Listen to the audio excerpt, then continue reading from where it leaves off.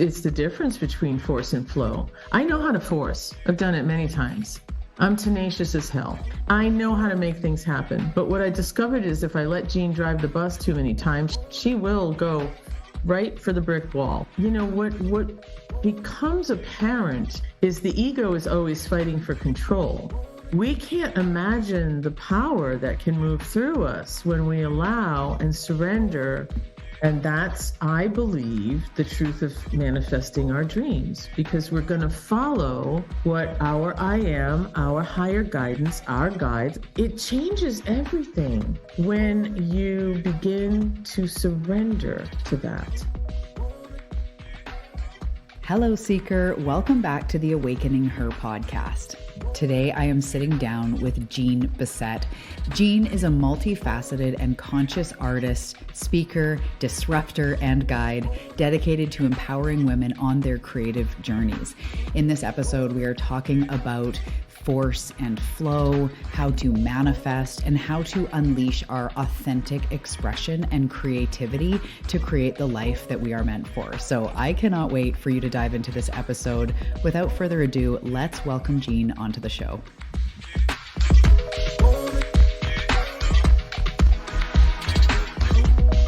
Hey, Seeker, welcome to the Awakening Her podcast. I am so grateful that you've been led here, and I'm excited for you that you're answering the call to manifest more magic in your life by mastering the law of attraction. So cool.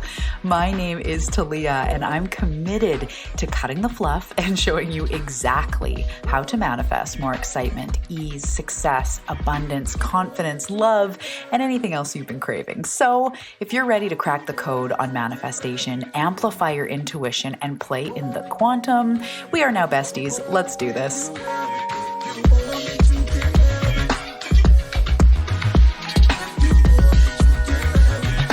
Hello, Jeanne. Welcome to the show. How are you doing today? Hey, I am having a day, and I'm so happy that I'm closing it out with you. I was so looking forward to talking to you today. So yeah, this is amazing. It's a really good way to end, and then I get to just chill and put my feet up. So nice. I love that when I get out of a conversation, I'm like, is this my job? Is this really what I get to do? Like the end of a day, we get to jam out on the universe and then go about our day. Like this is pretty awesome. I feel the same way as an artist, of course, right? I'm like, I get to do this. This is wow. I get to do something that other people do when they're retired. Yeah, totally. Or on the side that they never get enough time to do and they always want to spend more time doing it, right? Absolutely. Yeah. So I'm pretty grateful. Awesome. Well, I am grateful you're here. I am so excited. We're going to talk all things manifestation, and I'm excited to see what comes up. I love talking about this with like-minded seekers and just, hearing your perspective on all this stuff and manifesting from flow versus control and force. And yeah, it's just going to be a really fun conversation. So as we start, I'd love to just hear a little bit about you. Where are you in the world? What you do? You can share your entire life story if you'd like. Okay, was it misty on the day you were born, or was it a summer day? Okay. Right. It was actually the 5th of July, so it was a very summer day. Nice. So, thank you. Holy cow. I'm not a stranger to the sound of my voice, so that was a great invite. Frankly, I was born gifted. I was born with a crayon in my hand, like I say. I mean, it's almost real, and it was purple. And I walked around our landlord's house with it 7 times and got in really, really, really big trouble because it was a yellow house. I couldn't stop creating when I was little, and I couldn't stop talking. So I think that combo pack, to be honest with you, I was born in a pretty structured New England family. And so a child like me was a little scary. They didn't know what to do with me. And I was bossy, still am. I was direct, still am. So many things haven't changed that I love about me now. But the trauma of that, and we talked a little bit about this before we started we went live, is there is no way to be on this planet and not be traumatized. So now that we all know that, we can take a look at it and go, okay, wait. First of all, I don't need to be victimized, and I'm not special. I'm not special because I was beaten. I'm not special because I was ignored. I'm not special because I was abandoned. I'm not, right? But my experience of that is special, because what I do with it makes the difference. And I was not welcomed as an artist. I was not welcomed as a psychic. I was not welcomed as an intuitive. I was frightening, And so I decided that there was something wrong with me. And I shut it down for a really, really long time. And I'm already quirky and different. So there were many, many moments in my life where I thought, I don't fit in and there's something wrong with me. And when I turned 61 this year, so I've been on the planet for a while. And when I think about the path to, being an artist, and for those of your audience who do know me, I coined the phrase conscious artist now, because it's a co-creation. I'm a translator of a channeled experience. And I, quite frankly, bring in light codes. And I didn't know this for a long time. I didn't know what I was doing. I just knew that I was supposed to make art. That's all I knew. And when I stopped doing it, because I wasn't accepted as an artist, and I'm very relational, I'm not a hermit. And fitting in was one of my core things that I was supposed to learn. But the problem is because of the way it was designed, I was actually really never designed to fit in. I was designed not to fit in. And so that led me on a journey, into self, right? How do I heal from the codependencies that have developed because of that experience?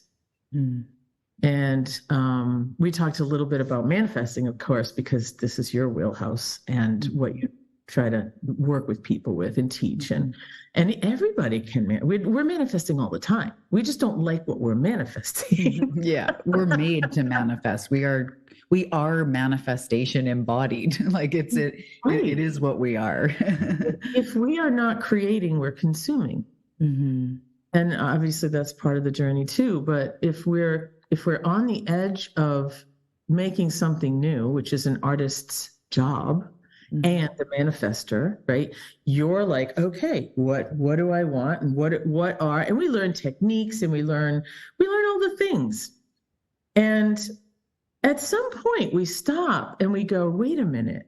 It's a natural state of being to be a manifester, but it's not a natural state of being to manifest what you desire, because the first thing you think about when you desire something is that you don't have it. And when you're thinking about how you don't have it, the universe goes, oh, she wants to not have it. And right? So when I talk about alchemy, that's what it is. It's transmuting that and saying, oh, I get it now. The universe or God or the divine or whoever, it's all the same. And it's all part of me. They know what I want, but they want me to ask in the way that they want me to ask. That's the learning of it. And it's not even a prayer, really. It's more of for me, it kind of becomes a knowing. And I can't figure out if something is a premonition or did I make it so? Right? Because sometimes you read something and you go, oh my God, this is what I wanted. And it took a hot minute. And sometimes, right, you manifest and you get what you want, but you don't want it anymore. And you're also manifesting what you're endlessly fixating on. So sometimes you get in these loops of did I create that, or did I know that was going to happen, or is it both? Because usually they're going both. That is so real. Yeah. I love that you're talking about the alchemy and just how you started telling your story and then kind of went into the alchemy part. It's like, that feeling of being different, everyone listening knows that I've shared about that. I had the laundry list of like, I'm left-handed, my hair is curly, I felt bigger than my friends, I felt different. I learned later, of course, being an empath, being an intuitive, I literally felt life differently. But I didn't know that at first because it was just like, I'm different, I don't fit in. I find out I'm a human design reflector. I'm like, it's like the most rare type, less than 1%. Really, and even my blood type is O negative. And I'm just like this weirdo. So I know that whether you're physically, you've got these things kind of like me, or you just have that feeling inside of feeling different, there's such beautiful alchemy in it, because we know with wisdom that we're all meant to be different and we're all meant to be individual lights. But when you feel broken, when you feel like you don't belong, it's really hard. But that is the beautiful alchemy, is like you said, you were never meant to fit in. You're never meant to be cookie cutter, to be anything. You know, I joke with entrepreneurs about everyone's sick of like the beige pastel Instagram profile. Like, you're meant to bring color. You're meant to bring realness, you know? So I just love that you spoke to that, because I think starting right off here, we can all relate, everybody listening and us, that we have felt different and we're now realizing we're not meant to be the same. And I just think that's a beautiful case of alchemy right there.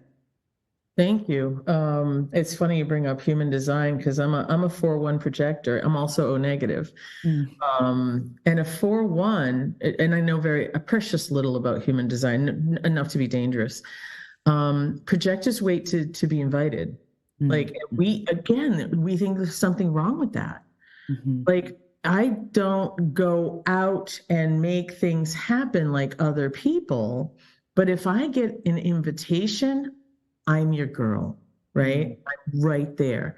And a 4-1 is almost a juxtaposition, because we're investigators and opportunists, but we have a dharmic path, which is a very interesting thing to talk about, because this sort of almost in some ways flies in the face of manifestation, right? Because if we're creating our own reality, but we come in specifically designed to do a certain thing, how do we reconcile that? Also, waiting to be invited versus conscious creation, those seem opposite, but I can totally see how there's a through line there as well.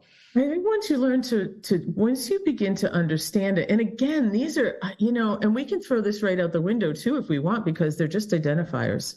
All they're really doing is identifying what it's like to be on this planet. And the truth of the matter is we're 10 times more powerful. We're 10 times more powerful than Mercury retrograde. We just don't think we are. Totally. Oh my gosh. Which is kind of coming into this manifesting with flow, which I'd love to hear your perspective on. The idea of, instead of force, you guys listening, you know how much I've been about this, especially lately, because I'm just kind of sick of treating life like it's a fucking vending machine. A little passionate right out the bat. We get to create what we want, but there's an element of sinking into who we are, what is meant for us, the lessons, the growth, the gifts. And then don't you want to manifest that way? Like, I call it unleashing like your natural magnetism versus just endlessly being like, $20,000 a month, this person, they're this height, and it's this house, and it's this, like, cool, great. But there's something more. So I'd love to even just hear you start to dig into like what it means to manifest from, I guess, what people would say flow, or what already is, versus that force, that control, that just trying to get something to feel better about ourselves, or, whatever it is. I'd love to hear. Well, you nailed it. It's the difference between force and flow. I know how to force. I've done it many times. I'm tenacious as hell. So, I know how to make things happen. But what I discovered is if I let Jeanne drive the bus too many times, she will go right for the brick wall. Right. I'll drive that, but I'll do it almost every time. I'll go in circles. That's my default. It's like, what's over there? Right. And what we're not, what becomes apparent is, and this is a sort of part of it, is the ego is always fighting for control. And that's who's doing I'm going to make this happen. I'm going to I had an experience many years ago that I don't think I've ever shared in public that I'll share it with you now. And I don't know why it just popped in. It literally just dropped in, share this story. So I was at the time working with a Cherokee shaman, and we had become very good friends, and we were in Mount Shasta. And two really wild things happened. One, I swear to God, I walked through a wall. And the reason why I think I did that is because we were walking around, looking at these beautiful, the magical clouds around Mount Shasta that, we all know as spaceships because we're those people. And we're looking at the imagery, and we walked through a doorway. And when we went to turn around back to the doorway, there was a wall there. And I looked at my friend and I go, what the hell just happened? And he goes, what do you think just happened? I go, I don't even want to say what I think just happened. And he goes, then don't. And I said, can I do it again? And he goes, no. I said, why? Because he said, because you're going to go, oh, and you're going to try so hard to do it. And to this day, I don't know if it happened or not, but I sure do think it did. And I'm going to hold on to my story. I've never shared that, with anybody but very close people. And I've had other experiences in life where I kind of feel like I'm in a different dimension. Like somebody will be talking and their voice changes, or my ears get blocked, and I think it's my ears, but all of a sudden I'm realizing, I'm like in a parallel universe. Mm-hmm, mm-hmm. So, and this can feel like crazy talk in certain circles. Mm-hmm. So I mention that because when I started to have these experiences, portals opening, seeing the things out of the corner of your eye, a light going across my yard that, I'm like, is that a dragon, a leprechaun? What's going on? Is it a lightning bug? But there's an element of knowing that we're multidimensional, and that, I talk about it in timelines, and we can create like our very best self so that the very best timeline will come towards us. We'll be standing in that new timeline. Or we can force, this is what I want. I want to be famous. I want to be rich. I want to be married. I want children. Whatever it is, right? And if we get it, it's like people who win the lottery and then lose the money and end up worse off because they were not a match. They were not. You talked about this a minute ago, and I wanted to use the word resonance because there's a resonance that happens. Mm-hmm. And I have done work with people who know a lot more than I do about these things and are beautiful guides and mentors and friends. And now one of them is a business partner.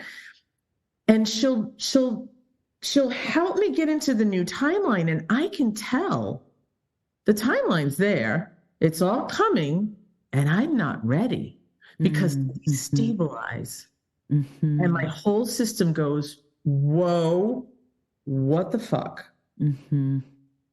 And that's not fun either. That's forcing, right?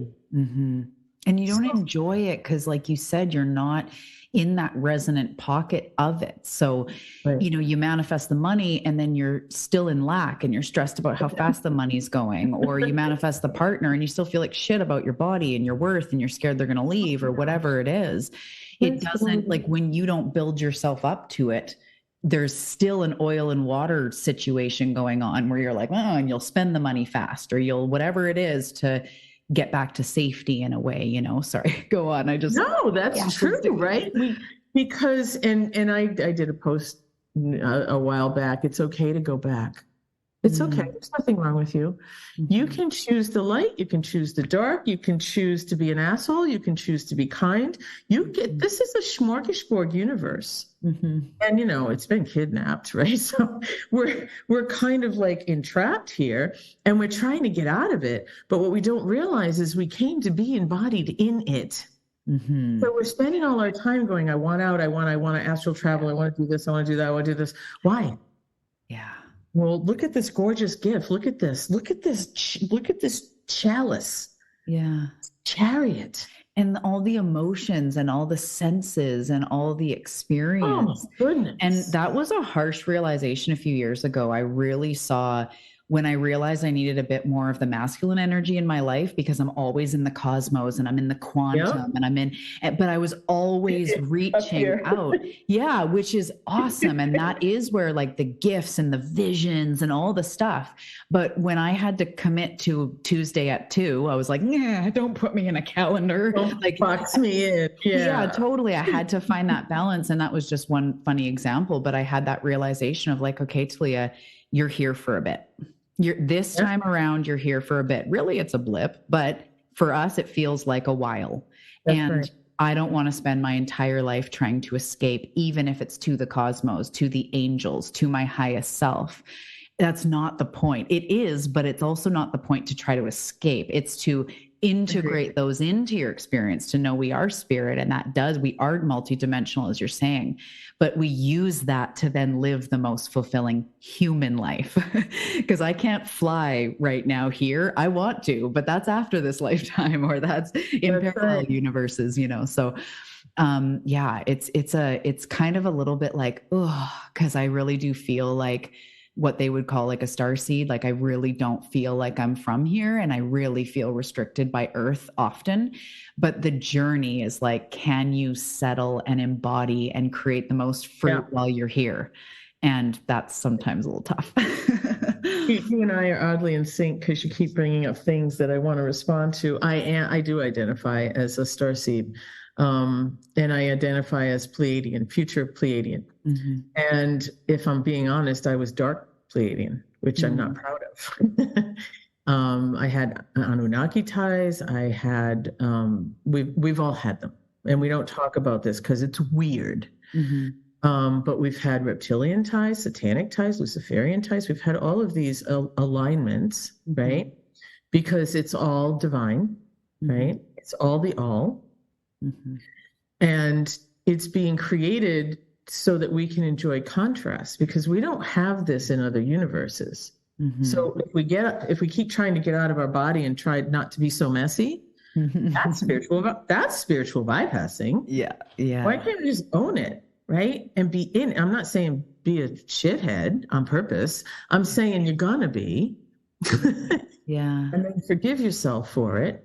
Mm-hmm. And everything is an inside job anyway, because you and I talking to each other, we're not separate. You're a reflection of something that's internal to me. Mm-hmm. And so you show up in my world as this amazing, we're having this aligned, synchronous, I don't even know if that's a word, right? But we're having this beautiful synchronistic conversation that makes us happy, because that's what lives inside of me today. Mm-hmm. And tomorrow I might meet somebody that just pisses me off. Yeah. And that also lives inside of me. Yes.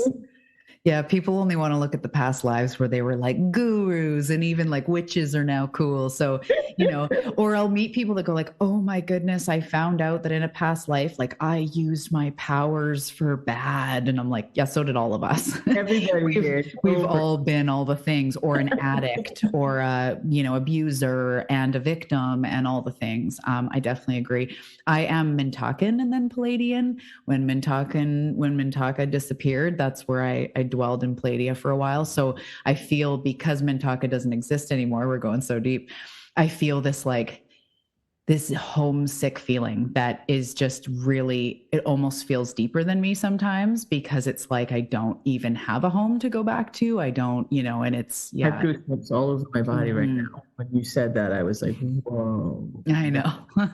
It's deep.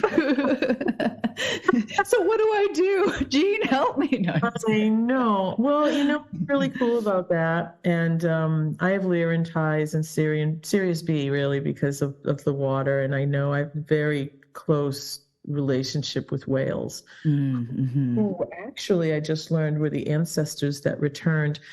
They came back as whales because they hold the Akashic records. And if we lose the whales, we lose the universe. Like, it will disappear, because the Akashic records holds it together. It's the glue. Yeah, right.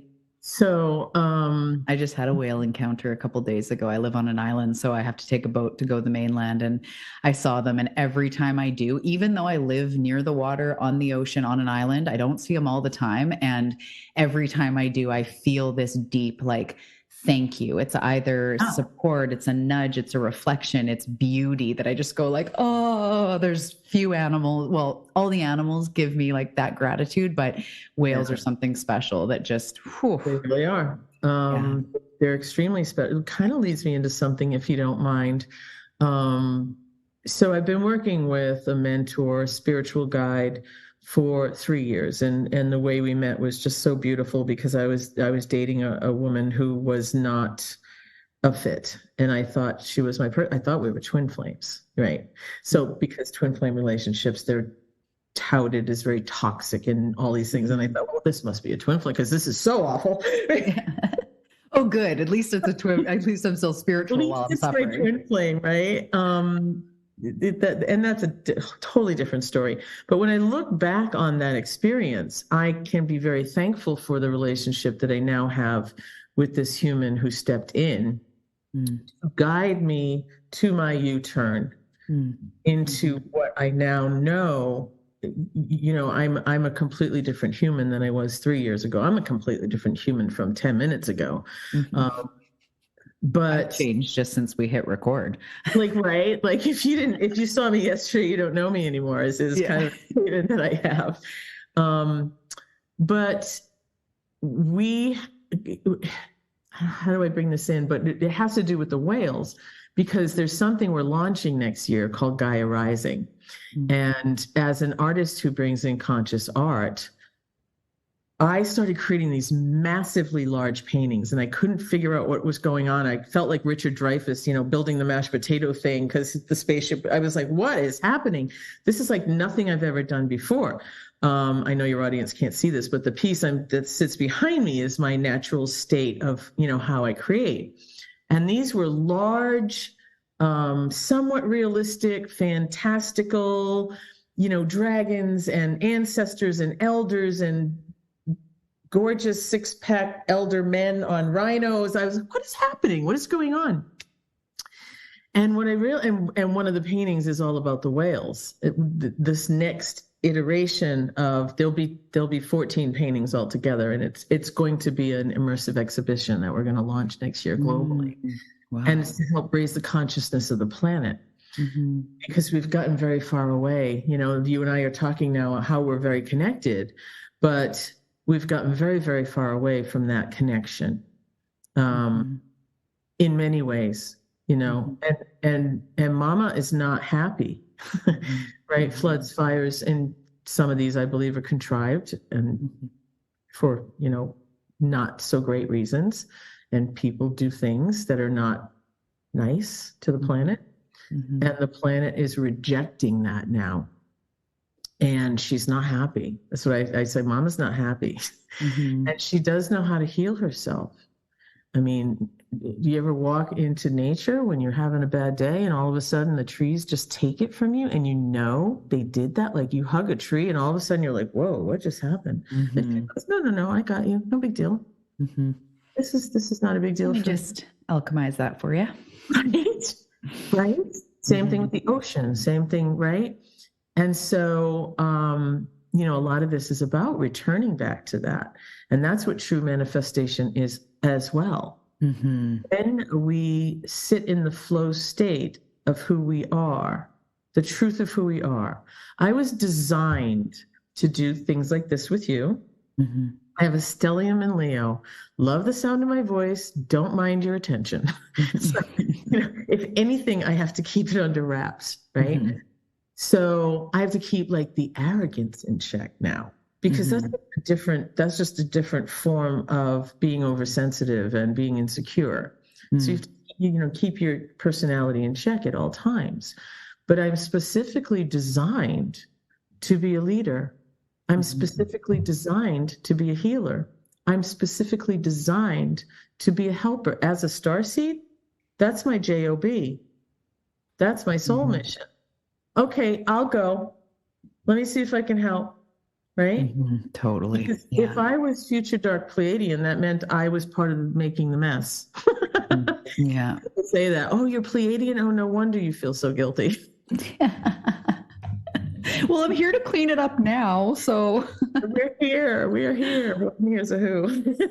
I love how you say specifically designed. And that really makes me, I feel like there's going to be seekers listening that just go like, yeah, like what am I designed to do? So I'd love to talk about like in this physical reality, how do we start to, if we are feeling like there's a lot of people listening that have been brought into this, I need to manifest this, I should be manifesting that, or I have these goals, and then starting to be cracked open to like, yeah, no, wait, because I always say the life that you're meant for, not just the one as we're talking about that you force yourself into. So what am I specifically designed to do? I feel like I can hear people asking that. How do we start to uncover that? Thank you for asking that.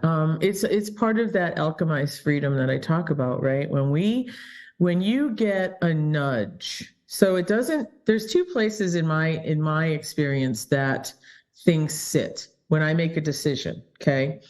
When one is an intuitive nudge, it sits in one of two places. Either I get like goosebumps up in like this sort of reptilian area in the back, right?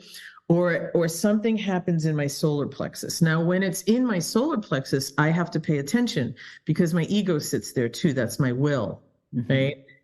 And I call that like, sometimes it's trauma informed, right? So I'm supposed to run away from this. Are you in danger or are you frightened? And there is no danger. So you have to check in with yourself. So that's sort of a step one. When I talk about and I believe we are specifically designed, I'm a thread in the tapestry and so are you, and we're different colors, right? But if either one of us doesn't exist in the tapestry falls apart, doesn't exist anymore. So we want to find what's my thread? And if I'm having a conversation with you and I go, oh, I want to be a better manifester, and then I want to teach people to manifest, I've lost my way a little bit, right? I'm going over here now, whereas but I have knowledge now of all the memories of the lifetimes where I've actually studied with master artists, like for real. And I'm like, did that really happen? Well, yeah, of course it did. That's why you were born knowing what to do. I'm not trained. I didn't go to college to be an artist, right? So if something is driving you, like, and you can't, what happens, I think, is you kind of almost can't stop thinking about it. So you're born in a family of doctors. Let's use a really exaggerated version so that people can really go, okay, that's an exaggerated version. Now, how do I apply the subtle versions? But the exaggerated version is you're born into a family of bankers. But you want to be a musician, and I'm sharing this because I do have a client that I did some work with who was almost a savant when it came to music. She could play any instrument she picked up, but she was a banker because being a banker would give her security, would give her wealth, of course, right? Financial, all the things that her family could be proud of. But there was something missing. And so she came to work with me, and she was kind of funny. I wasn't taking one-on-one clients at the time. She kind of begged me, and she's going to laugh if she hears this. I hope she laughs. And finally I said, okay, what's going on? And she said, I want to be more creative. I'm not creative. And she might have said that like at least 6 or 7 sessions before I found out that she was musically inclined. I go, what are you talking about? Wait, time out. She stopped me in my tracks. What do you mean you're not creative? So we worked in the realms of this, and we got her to understand. I said, I want you to write some music, and then I want you to write a poem, and she's like, I don't get it. Why are you making me do all these things? Like, because you keep telling me you're not creative. So I kind of want to see, are you right? Are you wrong? Am I right? Am I missing something? Ultimately, what happened at the end of our time is she didn't stop being a banker. She became a better banker. She loved what she was doing. She loves philanthropic work, and she likes nonprofit work. And she's one of those people, right? We have something happen in our world, and then maybe it makes us a saver, or maybe it makes us, I'm using words that feel negative, a people pleaser, or maybe it makes us a chameleon so that we can fit in. But at some point we go, now, is she playing music now? Yeah, some. But the moment we stopped working together, she became a better banker. Dare I say she's met somebody that she thinks is a really, really nice fit, and we'll see, right? Like all of a sudden, life started to like click in. Mm-hmm. Was it that she was allowing herself to express her creativity, even if it wasn't her full-time job? Is that the difference? I mean, of course, there's lots of emotional and other changes, but is that what it was? Is that she kind of stopped the narrative of like, I'm not creative and started allowing herself to express that? Yeah, she's also a brilliant photographer. Right. And this starts to like sneak out. The problem is though, is that we get very, very caught up in the narrow groove. Mm-hmm. And I think what's really important for us to understand is that's not where flow sits. It's not a narrow groove. It's actually a wide open plane of existence and opportunity. Now, we'll choose the one that we're like, no, no, no, no, no, you're right. Like, you're like, oh my God, that's the thing. That's what I want. That's what I want. That's what I want. And it's not even about what I want. It's about, that's what lights my face on fire. I can't believe how good I feel when I do this. This is the best thing ever. Like, I'll go back to the same person. She just did a triathlon. Now, that is totally not on my bucket list. But I said, holy cow, what is going on? Your life just opened up. She goes, I know. How crazy is that, right? I thought I wanted to quit my job. I thought I didn't want to be a banker anymore. I thought I did. These are all the things I thought. And now I realize I have the most beautiful life. So sometimes it's right. It's accepting where we are is part of that. I love in that story too, that it's not career focused, because that is one thing that our heads cannot help. We think, what am I meant to be, AKA career? Or if I have a gift of music, I should then clearly be a musician. It always comes back into like, well, what should I do, especially as a career? So I was going to ask, which is, this is a brilliant way to walk there. Is like, I have clients or I see people that are natural nurturers, or they love like being there for people, or they've been through a lot and they now want to help people, but they don't know if they want to just be like an online coach. It's not always the career. Yeah, exactly. Right. But they get this. I hear so many people say like, I don't really know what I want to do, but I want to help people, or I want to be that gift of nurturing and empathy. So even with those people, it's like bringing them away from like, it has to be a career, into more like allowing yourself to flourish. And I kind of will say to them, like, the career will take care of itself. If that's what you're meant to do, as you nurture yourself, that will come about. But I'd love to hear you talk to that with people that kind of get those enmeshed almost like. Yeah. So my mentor and business partner is an Indian monk. And she worked in the technology world. She lived in Canada. That's where I am. Oh, are you really? Yeah. Where? Vancouver Island, West Coast. There. She what? She lived there for a month. Oh, nice.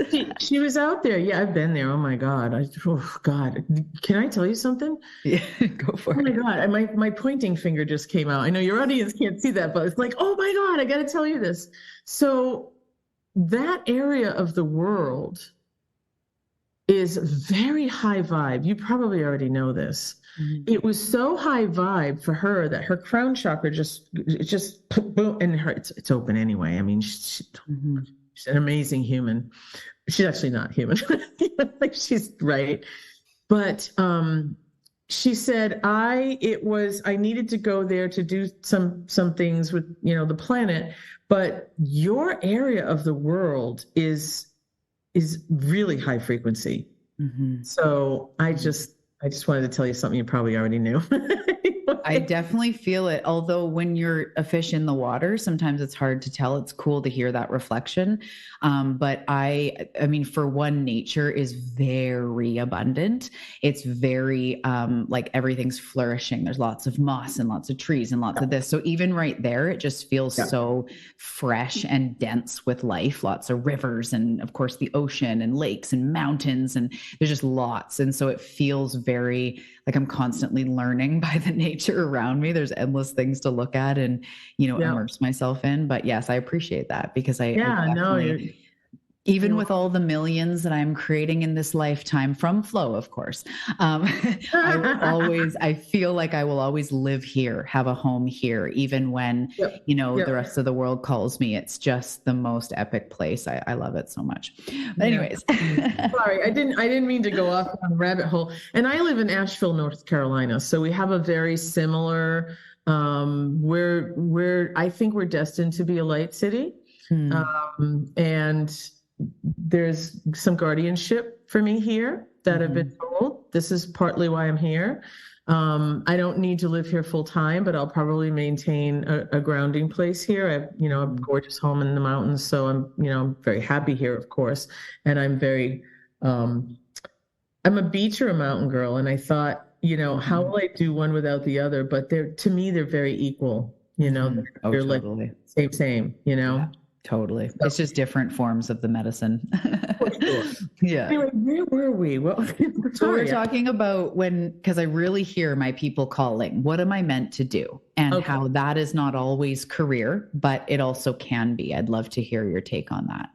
Yeah, I agree with you. Now, my career does happen to be a part of what who I'm made to do, but I'm a medicine woman and I'm a healer and I'm a helper. And I have come to assist. That's when we talk about the starseed identifier, it's a very strong pull to do something that assists. We can't help it. We can fight it as long as we want, but we can't help it. My mentor calls it a choiceless choice. And I think I want to say that to your audience.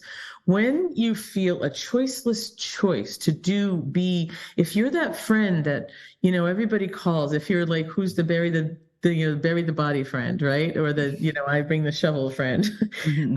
If you're that person, because my mentor is Indian, she's made it really like loud and bright to me that this is our problem in the West.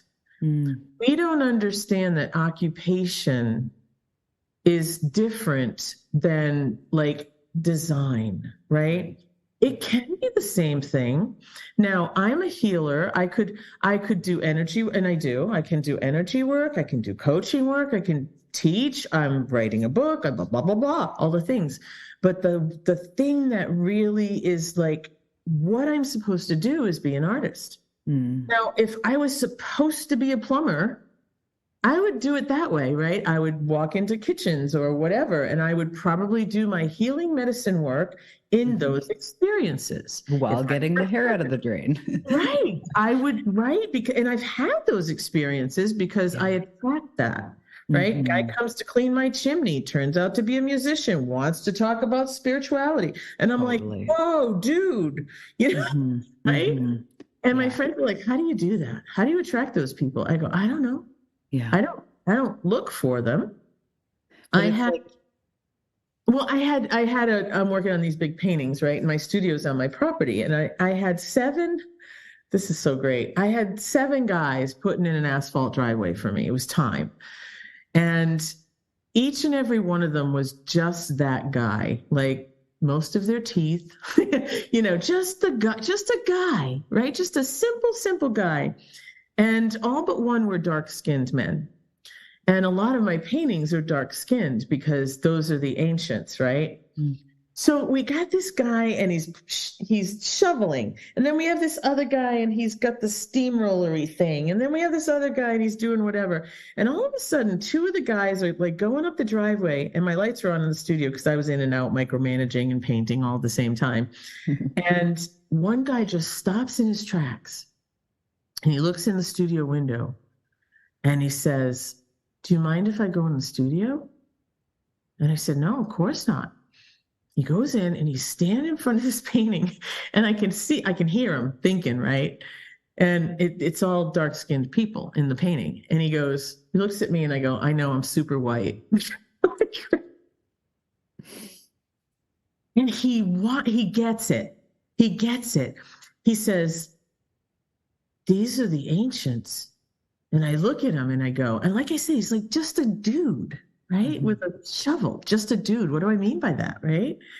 So Jesus was just a dude, if anything, right? And he calls the next guy in. You got to come see this. And all of a sudden, all 7 of them are standing in my studio, and we're talking about Gaia rising. Now, I'm talking about spirituality. I'm talking about the return of the ancients. I'm talking about raising the consciousness of the planet, and I'm not holding back because they're asking the questions, and they got it. Mm-hmm. Like they really got it. They got it in their own way. But I didn't dial it down on purpose. You're standing in my sanctuary, in my ashram, asking me to describe to you what I do in the world. And one of the guys, he stared at that painting driving by it all day long, up and down, up and down with the asphalt thing. And at the end of the day, he said, every time I look at that painting, I see something different and I feel something different. What is going on? And I said, well, there's a lot of things I didn't share about energy and stuff like that. And then he starts talking about quantum physics. Wow. Blew me away. Blew me away. And that's the flow that I'm talking about.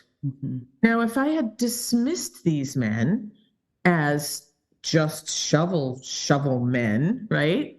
But I would not have had that experience. Ultimately, was it a big experience? No, it was a beautifully small, right? A tiny spark in my day that somebody appreciated what I was doing. And once we had that conversation, I'm not going to lie, I think they did a better job. They cared after. They were like, well, what do I do over here? And what about where this turns? And how about if we do this at your trash cans? I'm like, what just happened here? No, they wanted the light is shared between you two, which is exactly what you're illuminating is that, what we are being is in everything, whether it's your career or not. I love that because I'll say to people like your empathy, you bring that in. I have clients that are teachers or accountants or healers or personal trainers or therapists. They all bring their light. I have a client who owns a gym and it's the light she brings to her center. It doesn't have to be that you feel like you're a healer, so you now have to become a card reader. If you're called to be a card reader, please, we need that. But I just want the fun, right? Yes, exactly, right. But it doesn't. That's, I think, scares a lot of people. Whereas one of my clients, who's an elementary or a high school teacher, she brings like light and makes sure the students feel heard and teaches them about gratitude. Like she brings her sparkly starseed soul to the classroom. She doesn't have to go off and be her own entrepreneur if that's not what she wants at this time, but she brings that what she's meant to be into what she's doing. And that's, I think, what we all obviously have the ability to do and need to be doing with our lives, really. And, thank you for mentioning the light because it's not even ours, right? It's divine that says, okay, you're letting me come through. Awesome. And so we just, right? It's like the moon. They just showed me the example of the moon, how the moon is reflecting the sun. Exactly. So when we're lit up, we are just reflecting spirit, especially at each other. That's exactly right. And I don't know about you, but and this is not an everyday thing. Some days I'm a bitch, right? But if I can remind myself to allow myself to let that flow come through me. Yeah. You ever notice how people react to you? Like all of a sudden you're walking in the grocery store and somebody's staring at you and you're like, what's going on? And like they'll say something kind. Well, like you have sweet eyes or you have a nice smile or you just, I love your laugh or I'm sorry, you look familiar and you seem so kind. And you're just like, what? What just happened? I'm here to get apples. Yeah, totally. I think that's a part of it. And once we do that, Michael Singer's one of my favorite people who talks about a lot of this. And he met his wife because he let some woman build a house on his property. Yep. That is the most incredible story. The whole book, The Surrender Experiment, is insane. But yeah, I love those scenes in the book where he shows up and these people are building, and his whole reaction is like, you can't build, for any of you guys if you haven't read The Surrender Experiment by Michael Singer. You can't build on my property is what he wants to say, but instead he goes through his process and picks up a shovel and just aids because it was what was happening and he was surrendering. Yeah, that whole book is insane, but I love him as well. This is, you said it earlier, this is a blip. And if we can let that blip flow through us, then manifesting becomes easy. In fact, I always get shown this picture of the Jesus with the great big teddy bear behind his back, and the little girl has the teeny tiny teddy bear, but she won't give it up. And in the meme, Jesus is saying, trust me. Right? I have a bigger teddy bear for you. Right? We can't imagine the power that can move through us when we allow and surrender and just be like, okay, and some of this starts to sound a little pulpity, and I don't mean it that way, but it's like, what do you want me to do today? Where do you want me to drive? Do you want me to go to the museum? Oh, okay. Am I supposed to meet somebody? Right? The ego wants to know why. But our intuitive nature will just do it. And that's, I believe, the truth of manifesting our dreams, because we're going to follow what our I am, our higher guidance, our guides, it's all us who got all, right? All the hierarchy, all the way up, the soul. They're like, do this. That thing you said you want, it's over there. No, I'm going this way. I'm gonna do it like this. So it changes everything when you begin to surrender to that, and know that everything outside of you is a reflection of what's inside. And so if you're getting serendipitous and aligned experiences, the ego wants to, bang on the chest, but that is a moment to kind of congratulate yourself a tiny bit and go, okay, I think I got this. And of course, the moment you say you got it, I was just going to say, maybe don't say that, but anyway, yeah. Maybe don't say that, right? I'm there. I am enlightened. Yes. No, you're not. I am now deemed higher consciousness. Yes, I'm much, much higher than all of you. Yes. And I love that you're saying this, because we're talking about, manifesting in flow. And I kind of want to point to that as we have these desires of what we want, and then we open up to the flow, like you said, you might be like, oh, the museum, why has the museum just been on my mind? And then, oh, there's that exhibit. Like, I don't know why I feel this nudge. I always believe wholeheartedly, whatever, the heart is full, that I am being led toward my highest expression. And at the museum, you could either be looking at a certain art piece that sparks a thought, an aha, a moment. You could meet someone, you could meet the cousin of your soulmate, and that's the way you're making your way toward. It could just be a day of self-care that taught you the power of self-care. We don't know why we're nudged, but that's another part of manifesting in flow, is listening to our intuition and not always trying to make it, as you said, how does this tie back to getting more money? How does this, why would the museum bring me my soulmate? It's like, trust me, I've got a bigger teddy bear. Like, trust me, we're making our way there. And so that's also part of manifesting in flow, is setting the desire, trusting that what the highest good, is meant for you, and then trusting in the process. It's so hard to say. That's the surrender. It's the intuition, and being nudged and just trusting. I don't know how this is making me more money, but today we're going to the museum. That's it, And patience too. Immediate gratification is not how the divine works. Yeah, absolutely. I do a practice every once in a while that was given to me, and I'll get in my car, and when I get to the top of the driveway, I feel into which way to go.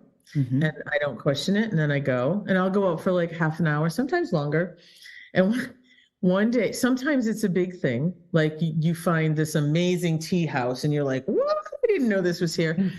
But more often than not, I I get like a sign of something. Mm-hmm. And this was a funny day. I was really questioning something that I was thinking about doing. And I was, give me a sign, like, like Jim Carrey, give me a sign, all the stop signs in the truck fall in his car. But so I went out this day and I was like, okay, I'm not going to ask for signs anymore. I'm just going to ask you, like, where do I go? Which way?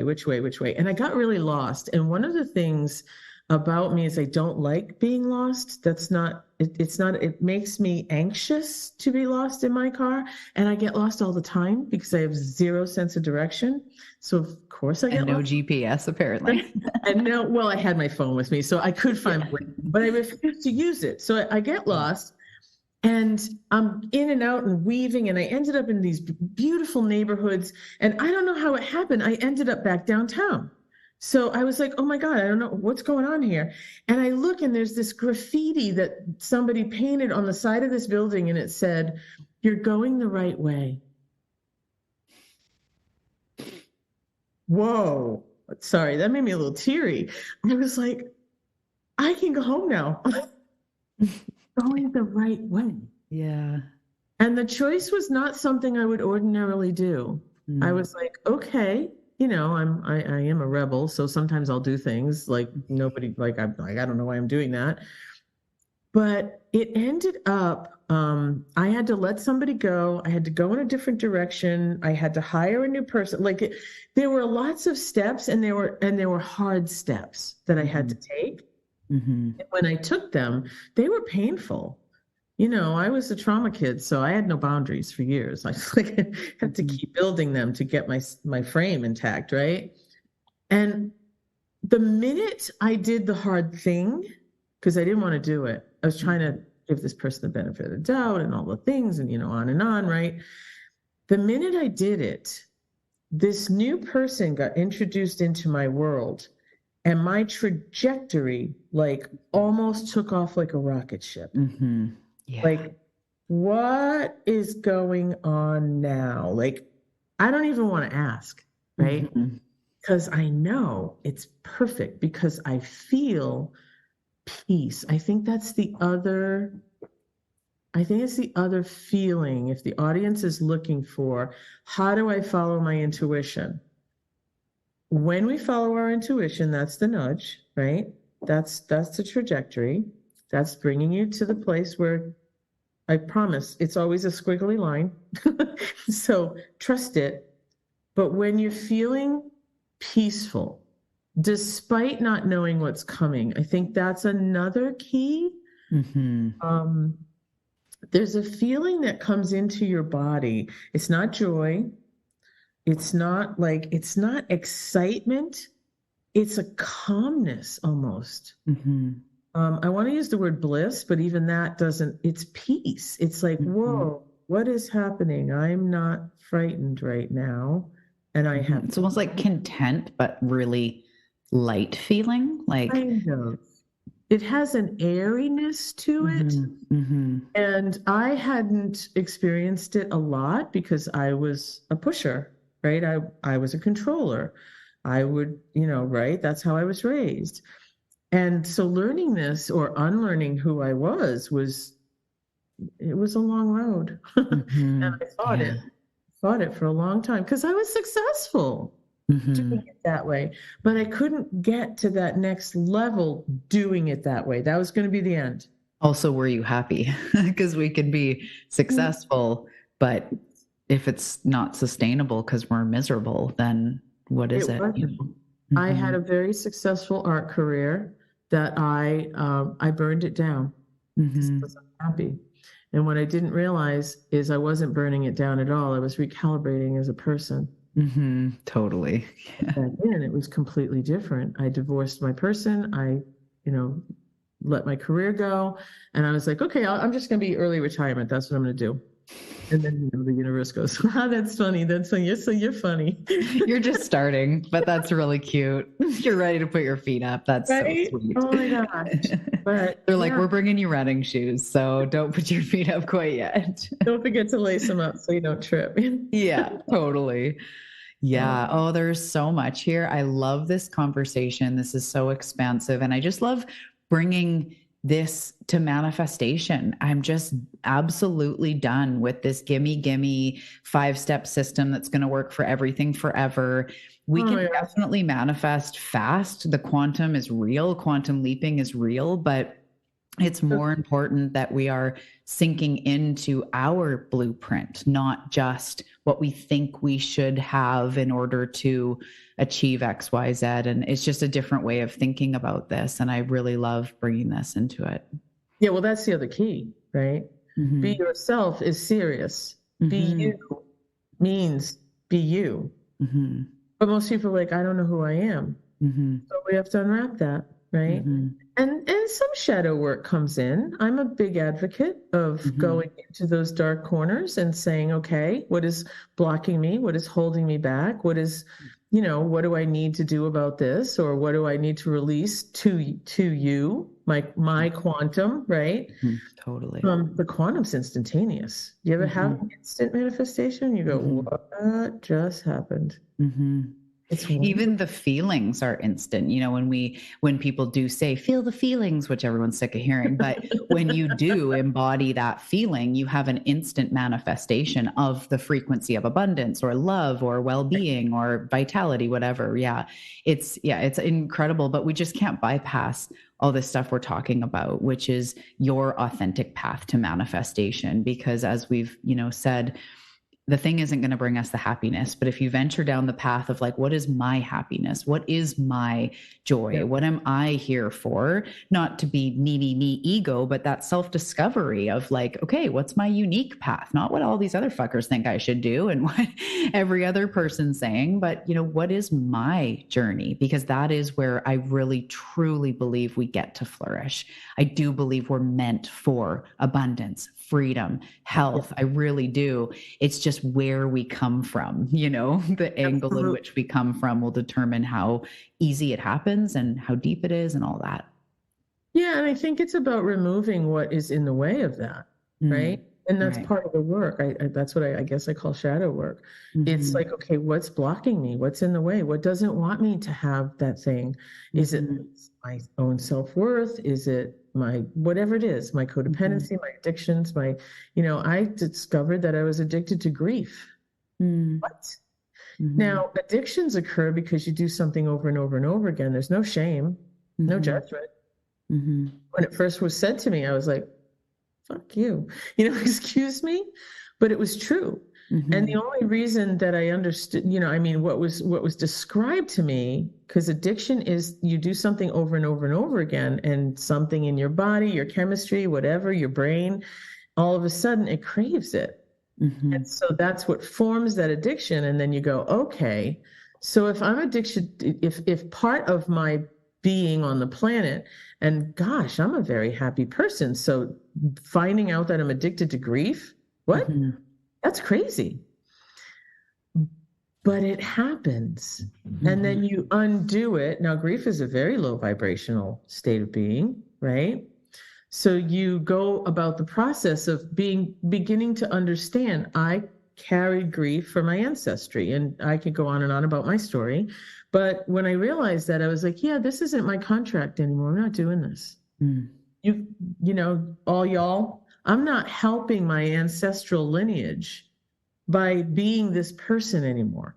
Mm. So yeah. I'm going to shift it so that I can sit, because, right, we change it all. We change the past, we change the future, we change the present, because mm-hmm. it's all the same. Mm-hmm. And we change the lineage, mm-hmm. because we're all connected. I might do something that changes you and you go, holy crap. Like, mm-hmm. and vice versa. We have an understanding now that I didn't have before because we had this conversation. Mm-hmm. How cool is that? Mm-hmm. Every moment can be like that. Yeah. If I'm asked what true manifestation is, that's what I feel like it is. Mm-hmm. When I am in that place of alignment and I know that I am like, wow, and I don't need to like block the other or change anything or be autonomous or create boundaries. The fuck, enough with all that. Mm-hmm. I'm not saying boundaries aren't healthy. I'm just saying enough. Mm-hmm. Let's receive what we're supposed to receive. Look around. And I think gratitude is a big deal. It's a very high vibe energy. Yeah. What am I grateful for? I had a wild day today. Almost every single person, except for you, which you're going to love, couldn't get on the Zoom call, couldn't get the passcode right, wrong time. What do you mean we changed the time? All day. And I just giggled through the whole thing. I was like, wow, it was a good thing I had nothing but interviews today, right? Because at least it's not like tomorrow I didn't do this because I had an interview. And I was like, okay, so the whole day got fucked up. So what? Yeah. Then I got on with you and I got on a little early and boop, there you were. Host is here. And I was like, check me out. Done. Yeah. I know I have that too, where I'm just like, well, I have this incredible ability to just be like, well, this is happening without, not to say that I always float through everything, but I get much more wrapped up in my own personal shit than what life throws at me. There's times clients, it's the first day they're starting and our power's out and I can't. And I'm just like, you know what? I'm just going to send them a message, be like, this is what's happening. And then they're like, oh, okay, great. It's actually not a good day for me anyway. And I'm like, yeah, there you go. You know, it all has a way of working out and you needed your energy for this conversation. So Thank you to everybody that could figure out their passcodes. Yes, I was very grateful for a couple of them. And I actually closed my eyes before I got on with you and I fell asleep a little bit, put my reminder on my phone. And I took one of those little 5-minute power naps. And I was like, oh my gosh, I'm ready to go. Let's do this. Yeah, I love it. Well, this has been such a good conversation. I just appreciate it so much. I know we could go on and on forever. There's so many aspects of this, which is why I have over 300 episodes on my podcast, because manifestation is a complex topic. But I really just appreciate your take on this and the work you're doing for our planet and for yourself. And it's really, really important. We need to be expanding this conversation, especially with us that have felt different, that are maybe empaths or seekers, healers, and we're trying to find our place in the world and trying to make a difference. And, knowing it starts inside and this other way of manifesting. This is what you came here to discover. So I just appreciate so much you bringing this to the conversation. And if anyone wants to find you, be a part of your world, follow you, join a thing, what do you do? What does your business look like? It would be almost impossible not to find me, actually. Try to not find me, dear. Yeah. It's kind of another statement I had. Try and catch me. Good luck. So you can find me at JeanneBessette.com. I have a private Facebook page under my name. I have a business Facebook page under my name. I have an Instagram account. I have a YouTube channel that I don't use frequently, but I'm being told that I'm going to be using it more soon. I think the only thing I don't have is TikTok, but you're better off. It's all good. I know. You can find me in any of those places. We are updating the website currently, but it is very active and it's there. And you can sign up for newsletters to see what I'm doing and where I'm going to be and what I'm about. And, buy my art, don't buy my art, work with me, don't work with me. But yeah, come on in, be in my world. Yeah. Yeah, I love it. Cool. I'm definitely going to put all the links below. So everybody listening, you can go click on all of the links to buy her art or not. Or not. Choice is yours. I'm going to enjoy it. There's some freebies there too. I did a 12 card Oracle deck that's free. I mean, obviously you got to give me your name and address, but it's not a trick. It's like, hey, if you want to be in my world, here's a cool thing. Yeah, that is awesome. Well, thanks again. And all the links are below, everybody. Check out Jeanne, and I just appreciate your time and your energy today. Right back at you. Namaste, as I say. Thank you so much for tuning in to this episode on the Awakening Her podcast. I hope you enjoyed this conversation between me and my guest. And if you did, we would love to hear from you. Come find us on Instagram. All the links are below in the show notes. Take a screenshot that you're listening to this episode, sharing your takeaways or your enthusiasm for the show. Tag us both over on Instagram. And if you do that, I will send you a free gift. I really do hope you enjoyed this conversation, and I will see you in the next episode.